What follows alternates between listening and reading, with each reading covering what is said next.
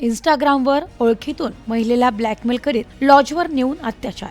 इंस्टाग्रामवर विवाहितेशी ओळख करून तिला बदनामी करण्याची व तिच्या मुलाला मारण्याची धमकी दिली। घरातून सोन्याचे दागिने व पैसे घेऊन येण्यास सांगून तिला कारमधून पळवून नेत हॉटेलवर तिच्यावर अत्याचार केल्याचा धक्कादायक प्रकार समोर आलाय। अहिल्यानगर तालुक्यातील एका गावात ही घटना घडली।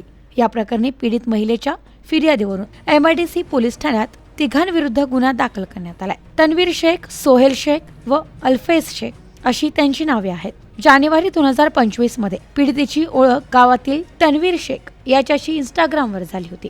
तन्वीर शेख हा वारंवार महिलेला फोन व मेसेज करीत असे। महिलेने त्याला फोन व मेसेज करू नको असे सांगितल्यावर तन्वीरने तिच्या पती आणि सासऱ्यांना मेसेज दाखवून बदनामी करण्याची धमकी दिली। त्यामुळे घाबरून तिने त्याच्याशी मेसेज व फोनवर बोलणे सुरू ठेवले। 14 मार्च रोजी सायंकाळी 6 वाजता तन्वीर शेख याने तिला 10,000 रुपये व सोन्याचे दागिने घेऊन गावातील बस स्टँडवर बोलावले। पीडित महिलेने नकार दिल्यावर तन्वीरने तिच्या मुलाला मारण्याची आणि बदनामीची धमकी दिली।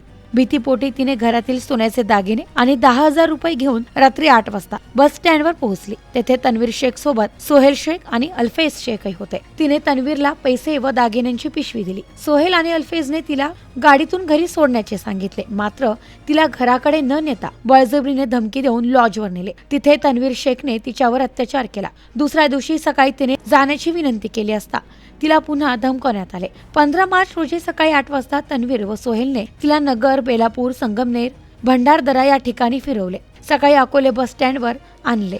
तेथे तिला सोडून दिले। पैसे आणि दागिने घेऊन तिथून निघून गेले। त्यानंतर तिने अनोळखी व्यक्तींच्या मोबाईलवरून घरी संपर्क केला व पोलिसांच्या मदतीने घरी परतली। तर पुढील तपास पोलीस करीत आहेत। Bureau report, news today 24, Ahilyanagar.